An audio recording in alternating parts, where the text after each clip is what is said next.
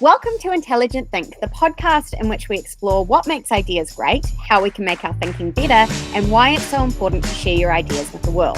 Plus, we'll talk to thought leaders and authors about their own ideas and experiences so you can mine them for gold nuggets that will help you on your own journey. I'm Verity, and this is Intelligent Think. And our guest today is Kon Apostolopoulos, who is also known as Coach Kon. Many of you may know him as Coach Kon. He is a best-selling author, a global speaker, an award-winning coach, and he helps organizations really develop their leaders at all levels through his training and coaching. I'm also very lucky to call him both a client and a friend. So welcome, Kon. It's great to be here with you, my friend. Oh, well, it's fabulous to have you. And as soon as we decided we were going to start a podcast, I thought, well, I know who's going to come on fairly early on. Because if there's anyone who can talk about thinking all day long, it's Kon. Thank you. You are way too kind. One of the reasons that I wanted to have you on is because you've had a really not unusual journey, but quite a unique journey in terms of becoming an author. And you wrote your first book kind of at the height of the pandemic quite quickly. And then the second one, when you came to us and said, I want to write my second one, you wanted to do it really differently. And I'd love to just hear from you kind of the story behind how those journeys differed, how you kind of ended up becoming an author in the first place, and then why you wanted to do things a bit differently second time round. Well, it's interesting because between the two books, you could almost place them on the two opposite ends of the spectrum when it comes to approaches and how you engage with this. So let's start with the first one. The first book was The 7 Keys to Navigating a Crisis. It was all about really being able, at the start of the pandemic, when everything shut down, it was a collaborative effort between myself and my dear friend, Dr. Ilya Gurguris, who we had been working together. We'd been already started writing together at the time. We were publishing articles together. We were doing a lot of work collaboratively. And it became a very natural extension at the time when the world shut down with the Great Pause.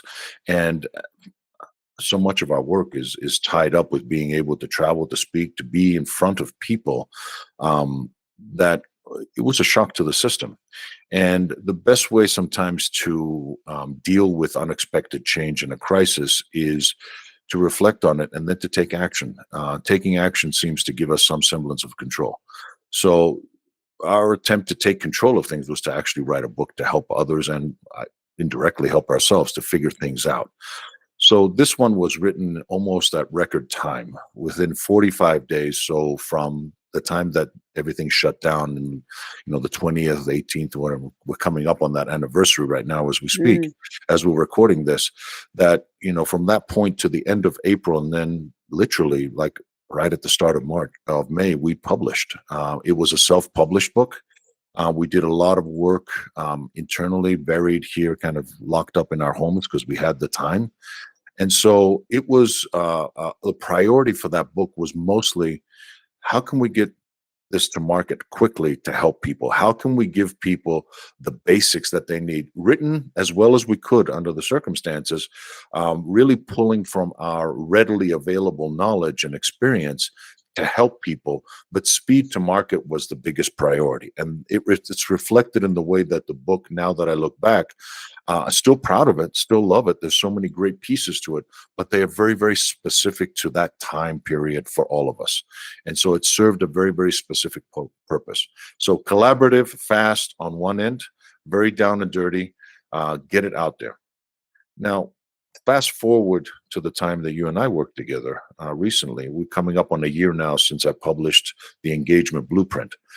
The Engagement Blueprint is a solo effort. It's my first book written independently, just by me right now, obviously with you and the team helping coach me through that process. But it is the crystallization, if you will, the culmination of 30 years of experience. And it's coming together not necessarily because the time was sensitive. The timing was good because we're still in post-pandemic. We were dealing with a lot of the fallout from the Great Resignation and quiet quitting, and a lot of the problems that organizations were facing with engagement, and still are to that matter. So the timing was appropriate. The topic was appropriate, but the effort itself was much more concerted.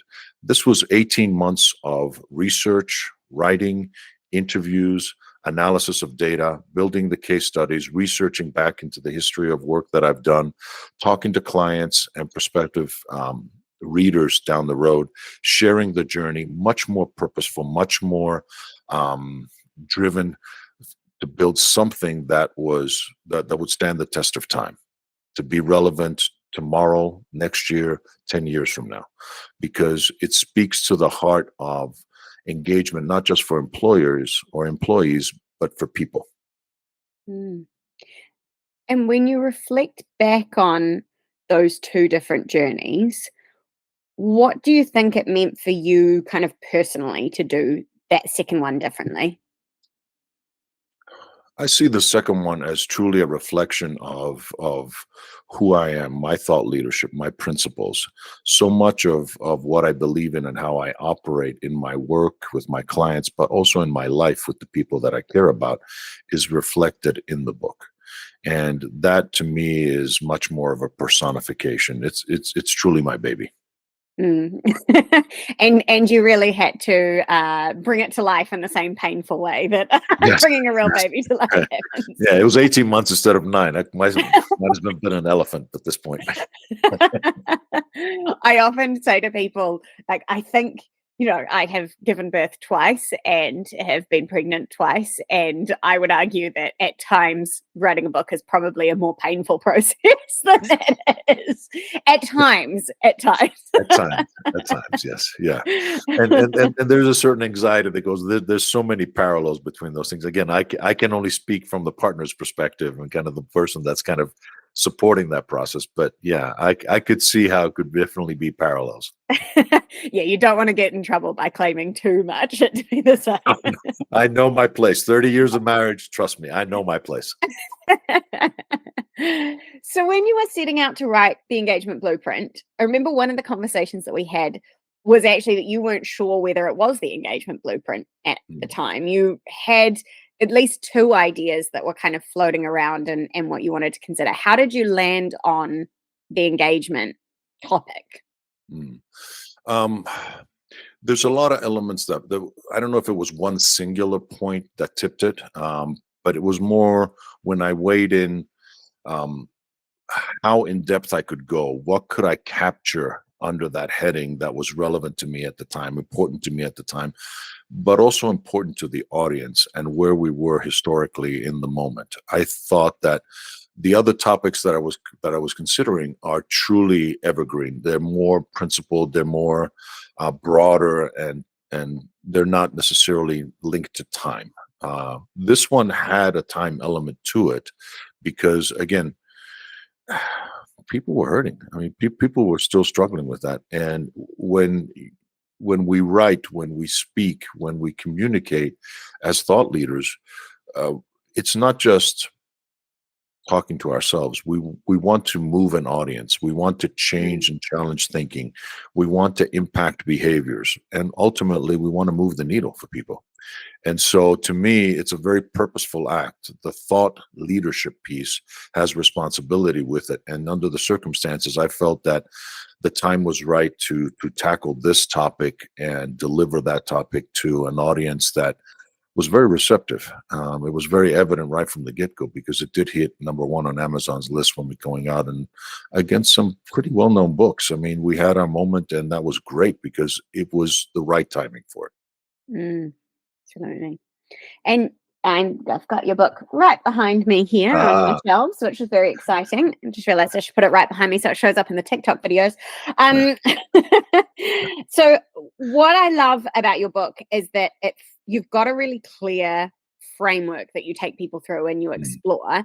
And I'm interested to know, obviously you had a huge amount of experience before writing this book. You've been working in the engagement space for a long time. How much of the framework existed before you started writing the book versus actually it got developed as you created the book? It's a little bit of a lot of the framework, the ideas existed independently.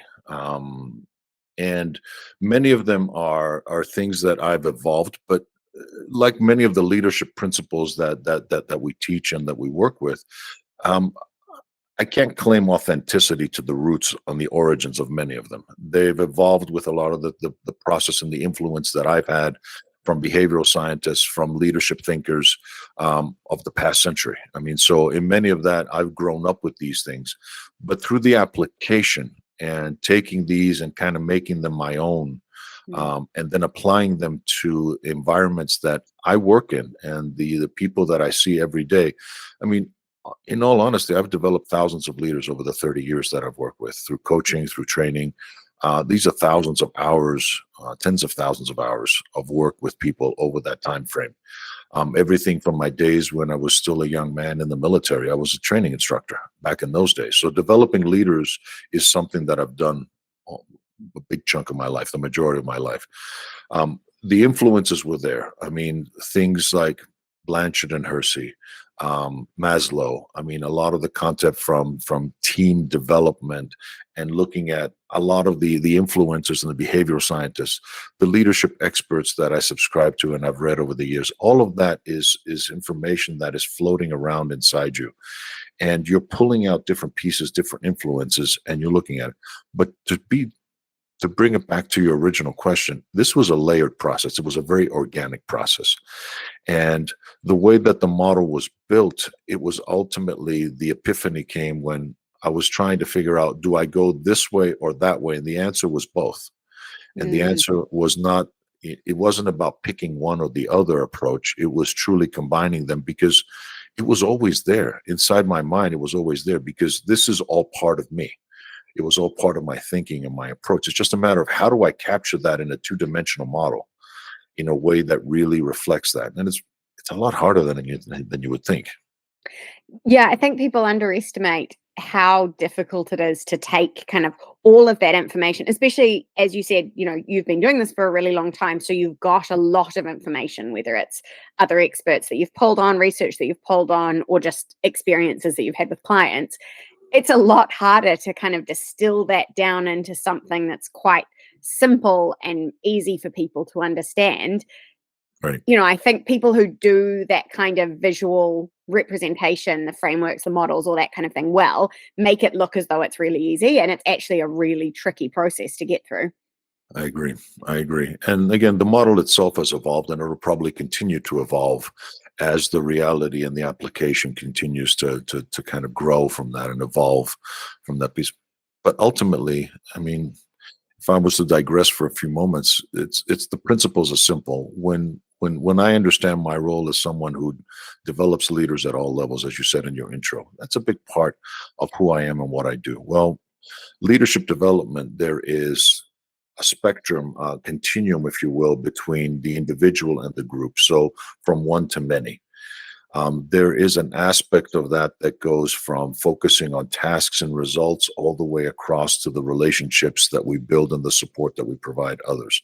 When you look at these different dimensions, they essentially create some natural pockets that are not hard-sided, but they are more like that Venn diagram that I've got on my book cover, where when you think about an individual and results, well, you're talking competence. You're talking about the skills that are needed. When you think about an individual and relationships, you're talking about commitment. You're talking about how people engage and work together. When you talk about many people on the relationship side, that's teamwork. When you think about many people impacted through the results or the direction that they need to get, that's systems thinking. So those are the four quadrants that naturally resulted from those two different dimensions, the 2x2 grid that we all love in a lot of our thinking with everything else. But then the interesting part that came from that is I realized that the new layer that I wanted to bring, the whole engagement piece, was now at the cross section of those four areas. So between competence and commitment is where people feel value individually. Between commitment and teamwork is where people feel that sense of connection. Between the individual competence that we talked about in the systems is truly where people feel productive and they can contribute meaningfully. And then ultimately between the systems and the teamwork, the top half of the model is where we see the support that people need to learn and grow. That's where all of the educational systems within corporations, within businesses, the career path planning, all of that stuff, that framework, it resides there. So again, it took me a while to kind of come full circle back around and just be able to layer it now, whether you want to call it a 3-dimensional, 4-dimensional, whatever it is. To me, it just started to make sense. And all of the pieces fell into place because they're all interrelated. Mm. Well, and what I love is that, I got to experience some of your thinking as you worked through lots of that, and how you managed to take something that started off as, here are the 4 kind of quadrants or whatever you want to call them, Right. and really find a way to bring those to life, but also then, as you say, layer on top of them, where's the crossover, what happens at that intersection. And that's a really tricky thing, I think, to do, and sometimes is what gets people caught up when it comes to something like a book, is that they might have a visual model that they've been using that, you know as a visual works really well. How do you then tell that in kind of a narrative, or how do you make that into the journey for a reader? And I think that that's something that's quite tricky to navigate as well. It is. And I think what brought it to life was then looking back on my own case studies, the experiences that I had and I documented, but also interviewing leaders from across the spectrum and across the world that have had tremendous success, and looking at the validation that exists. We may have called it something different, or we may have not been looking at it through that lens, but it's always been there. The successes have always been there. The way that you win the hearts and minds of people is very specific, and the needs that we have are fairly universal. It's not limited to a particular company, an industry, a geographic location. It crosses boundaries and continents because it's part of our human nature. I spoke to people that have global responsibilities in their role, global CHROs. I talk to people that have a very unique D&I perspective, for example, in an industry that is hardened like construction.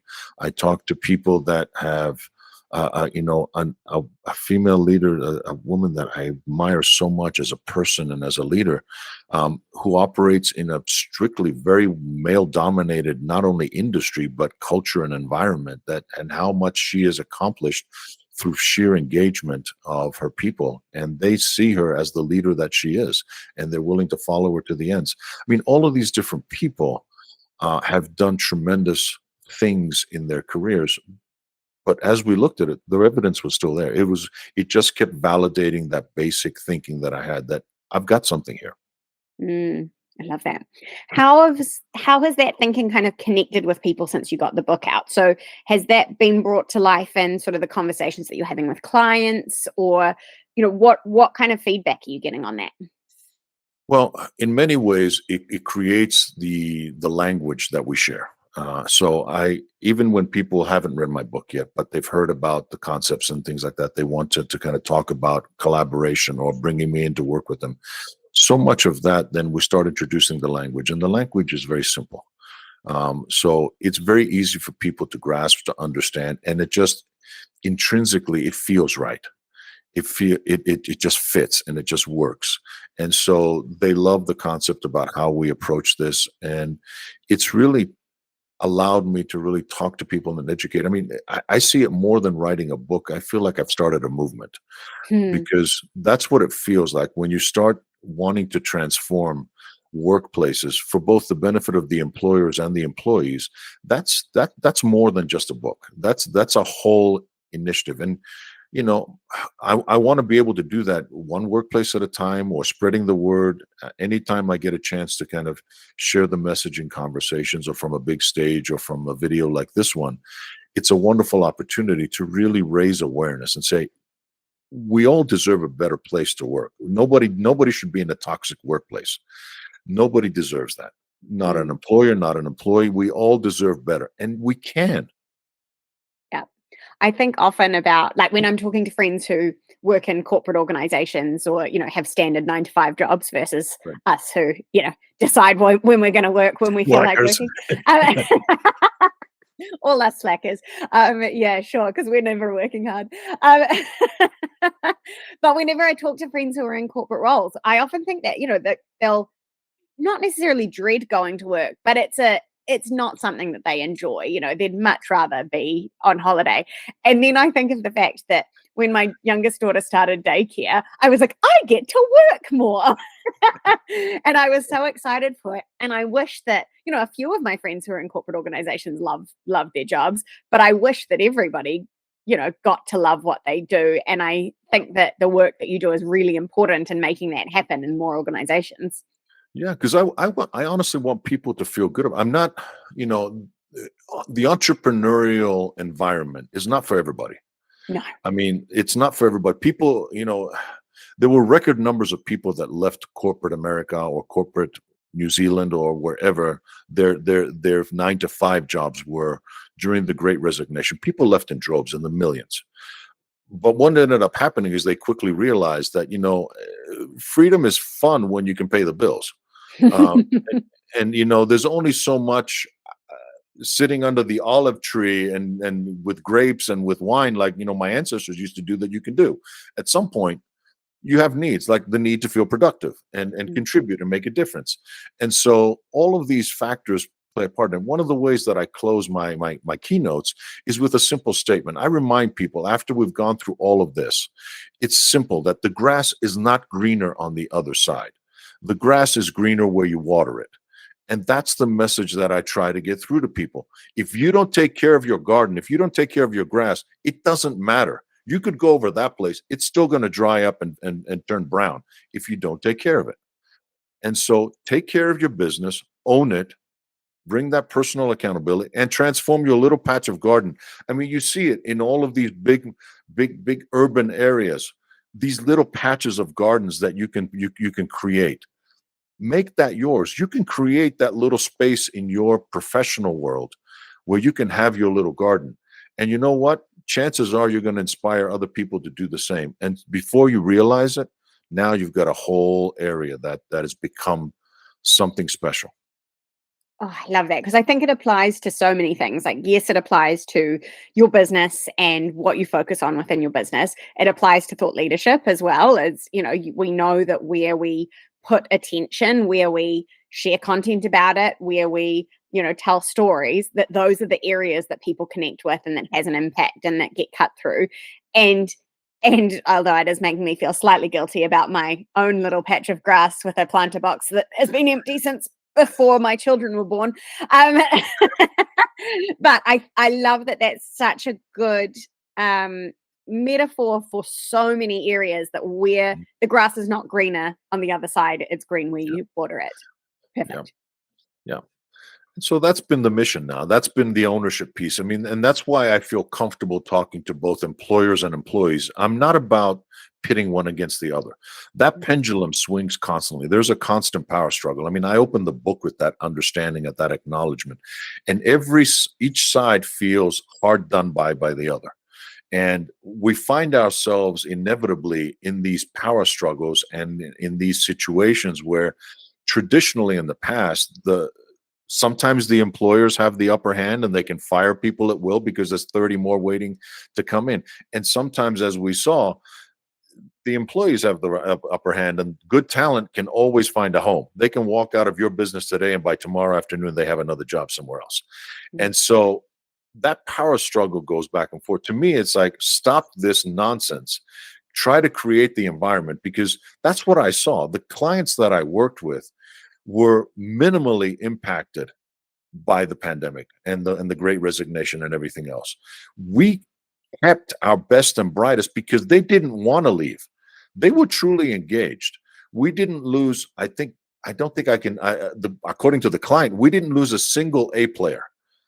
We lost some Bs maybe down the road and some Cs, but they weren't our top talent. These were people that realized that they weren't going to cut it in this environment because they weren't performing at the level to match their aspirations. And so when somebody came along and offered them more money, a title, or whatever perks, they just jumped at it. And so good for them. I mean, that's what their thing is. But from my client's perspective, they didn't lose that top talent that they were fought so hard to develop, and we worked to really show them how to keep that grass green. Oh, I love that. And I think it's a really interesting pendulum, as you've described it. Like I often find myself, because we've got a team, but we're a small business, Right. and so often I really empathize with small business employers, because we know how hard it is. If you've got to let somebody go, it feels like a personal knife to the heart when you've got to Oh do yeah. that, because you're personally delivering it and all of these things. But then I also probably have my very I'm going to say left-leaning socialist kind of down with the man part that You makes me rebel. go, oh, big organizations bad. But it's always about realizing that both things can be true, right? That Mhm. there is power in both sides, and that it is all about creating those win-wins and having organizations that genuinely care about having a positive impact on the people that are working for them, but also having employees who are actually contributing to making the organization better. And I think that's what's really beautiful, is it's not about one winning over the other. It's actually about finding the best solution for both. Correct. And only then can you really get behind each other. Because when you realize that, you know what, my winning does not mean you losing, it's an important distinction to make. I mean, when I talk to employers and say, stop thinking about things purely as a cost and start looking at it as the value that people bring. I mean, that could translate to the discussions that happened over a hybrid workplace, about where you work. I mean, all of these things I tackle in the book as concepts, and the paradoxical thinking that has to go into that. I mean, I challenge leaders everywhere, and I say, you know what, you guys are just lazy. The reason why you don't like hybrid work or remote work is because you're lazy. You want to be able to just walk around and terrorize people and make them know that I'm here and you better be working. I said, it takes a lot more sophistication to be able to define the outputs and the outcomes that you expect of somebody, and really be able to manage to those pieces. You guys are just wanting to walk around and just basically scare the crap out of everybody because you are here, and you think that they're not going to cheat you, because if I can't see the whites in your eyes, you must be doing something other than work. And it's like, you know what? I've walked by cubicles and I've watched the people watching sports on their laptop at work. Trust me, it's March Madness here now. Everybody's doing it. So the people that want to avoid work will find ways to avoid work. I've seen them. They park themselves down by the break room and talk to everybody that comes by. Meanwhile, 4 hours later, you're thinking that they're getting paid for do work. If people have the bad habits, if they can't be trusted to do work, it doesn't matter where they are. So to me is, how can you change the thinking so people are working on things that excite them, that contribute, that make a difference? These are the sophisticated things that true leaders need to be able to embrace. We're dealing with very, very smart people and capable people. Can you harness that talent? Can you engage that talent to really get what you need, but also help them get what they need for whatever duration they work for you and with you? Understand that there is a concept of partnering with people. We're not back in the days of command and control where you have to do what I said because I'm the boss. Nobody tolerates that anymore if they can avoid it. And even if you do get that point across for a short period of time, it doesn't work long term. Mhm. You end up in a toxic transactional environment where people withhold that discretionary effort and their passion. Do you really want to be paying top dollar for that kind of output? No. Mm. It just makes good sense. And I want to pull on one of the threads that you mentioned there, which is that it actually requires a different way of thinking for leaders. Mhm. Because I think that that's a really important piece is, you can put all of the research in the world, because most of the research shows that, giving people hybrid working options, letting them work from home, like generally they are more productive. Mhm. Giving them more flexibility generally means they're more productive, all that kind of stuff. There's lots of research that shows, and yet there's still a massive number of leaders out there who seem to think, I have to see you, you have to be in the office. This is the only way that leading works. How do you therefore change the way that leaders think to get them to open up to some of these things? Because just putting research or stats or facts in front of them, there's actually research that shows that if you just bombard people with facts that go against what their existing beliefs are, that they entrench themselves more in their existing beliefs. So how do you therefore get leaders to open up and change the way that they think so that they can actually implement some of these changes? Oh, as long as they're willing, and I put that caveat up front, as long as they're willing to explore other options. Um, you can create experiments within the organization as well. You can start looking at that and looking at the differences. Early on, post pandemic, again at the same time I was researching and writing the book, one of my main clients was really up in arms one day, and I coach all of the leadership team, so I work with all of them, so I understand where they're coming from, and I have been for well over a decade now. But he was very upset. I mean, the company had invested tremendous amount of money building out this space that they had, these offices and everything else, right before the pandemic, and then everybody went home, and all of a sudden that space sat empty. So it was a big cost thing for them, and I get that. But it's a fairly conservative industry that I was working in, and in many ways they're very blue collar thinking. So for them, you know, when half the organization has to be on site to do their work, and the office people feel like they're entitled to do that, that rubbed him the wrong way. So we're trying to find a solution. But my challenge to him was, okay, these past 3 months, how have they performed in this hybrid workplace, in this new environment, this next normal? And he says, well, to be honest with you, we've logged our best 3 months ever. And I'm like, so this isn't about performance, this is about your preference. As long as we understand what we're talking about, now we can talk about that, the piece. Now, again, you can find a study to say just about anything you want, depending on your point of view, the same way you can do with statistics. To me, it's a matter of what kind of culture do you want? And what kind of options do you want? Do you want to be looking and attracting talent at a certain level? You want to broaden your talent pool and attract people from all over the world that are willing to work with you in a lot of different ways? That's one thing.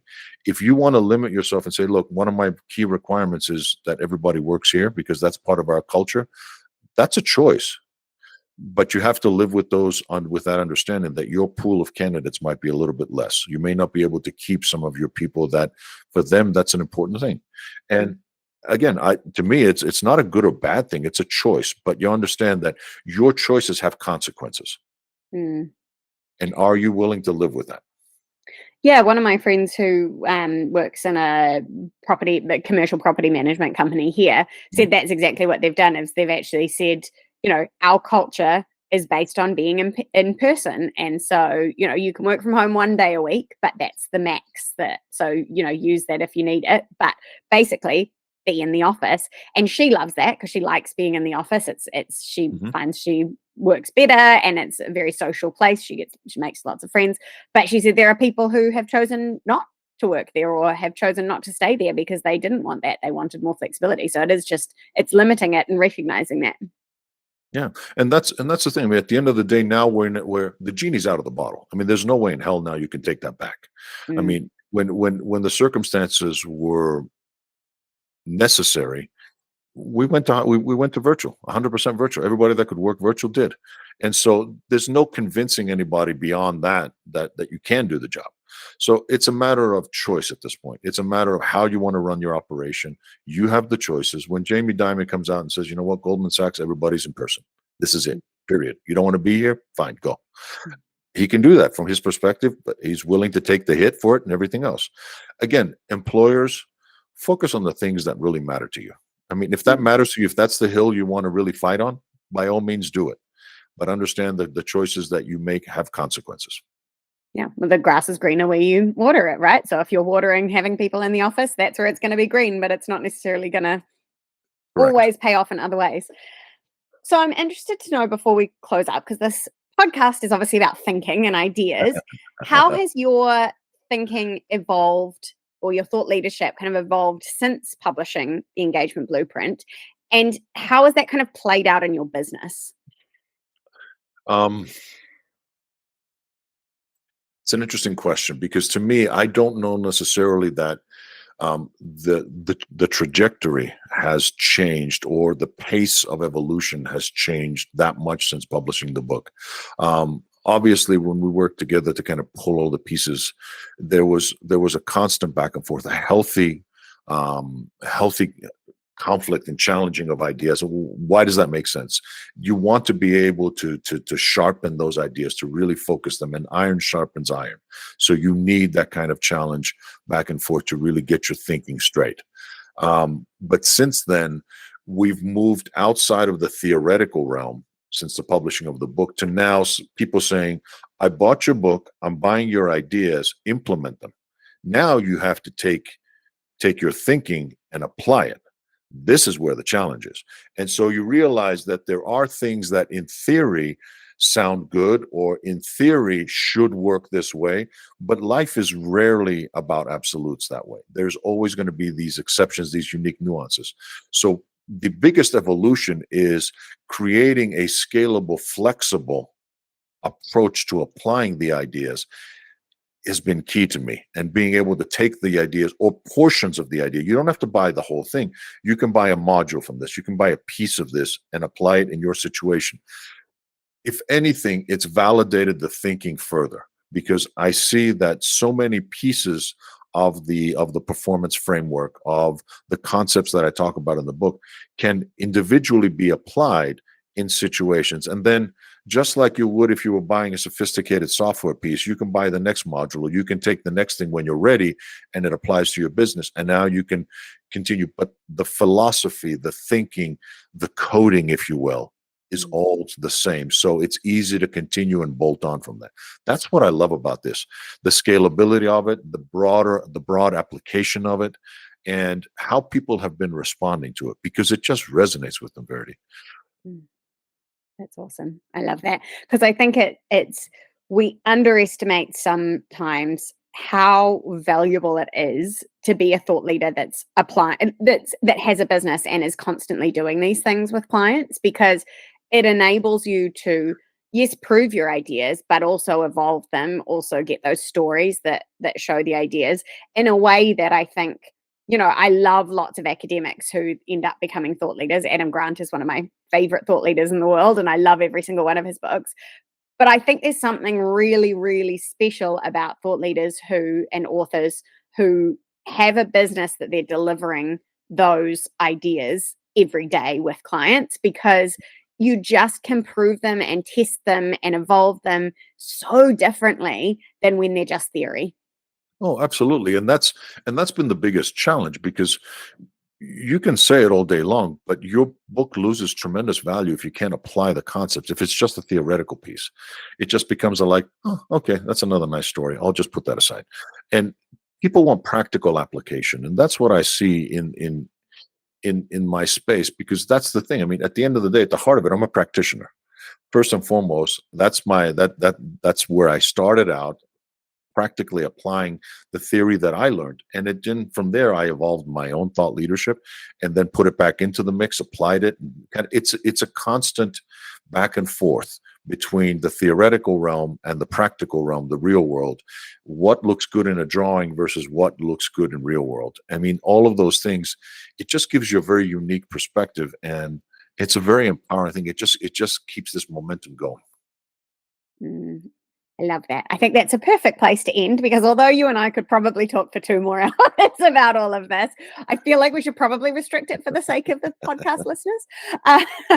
So before we jump off, is there anything that you would like to plug? Would you like people to connect with you on LinkedIn? What's the best way for them to get in touch with you? Always, LinkedIn is a wonderful place, and under Coach Kon, as you mentioned earlier. So it's Coach Kon, Kon with a K. I spell it with a K on purpose, people, because it's hard to get others to trust you when you spell Kon with a C. So I'm just putting it out there so people understand and know. So that's one place. So Coach Kon on LinkedIn, that's where I spend a lot of my time, but also my website that is constantly evolving, freshbiz solutions, plural.com. Awesome. Well, thank you so much for joining us, Kon. You have been listening to Intelligent Think with Verity Craft, brought to you by Intelligent Inc. Thank you, Kon, for being our guest today, and to you for listening. Don't forget to subscribe, share with your friends, and give us a review. Here's to better thinking together.